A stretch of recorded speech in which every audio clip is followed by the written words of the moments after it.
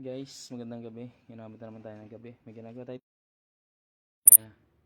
Ang ginawa natin dito, ito ang kagilid. Yung naghahanga. Palit tayo ng ano nga sa live ko. Teka, naghahang. Yan, okay na. Palit tayo ng ano, guys. Crankshaft pulley, belt, idler bearing, tensioner. Pelta natin.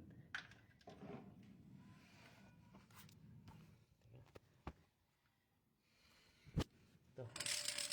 Yung belt niya tumutukod na dito. Ano? Ito na yung belt na doon. Ano to? Santa Fe na 2010, 2011. Ito.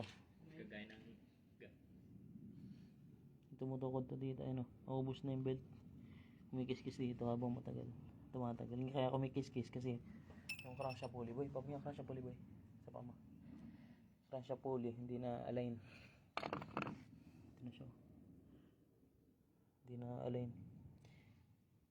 Kahit na bago na yung tensioner, kahit na bago yung belt kanina sa idler, kumikis-kis pa rin yung bagong belt dito sa tensioner kasi dito yung nakatugma.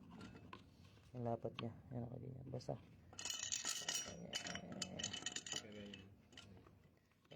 Yan. Kumikis-kis na dyan. Hindi align.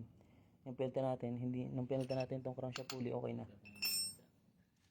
Yung mga pelta, sana. Idler.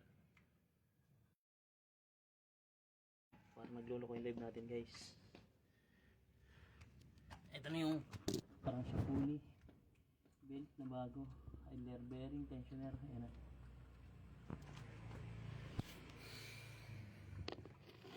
So check nyo lagi yan yung mga belt nyo ha sa mga sasakyan nyo. Basta 80,000, 70,000 pataas na check nyo na.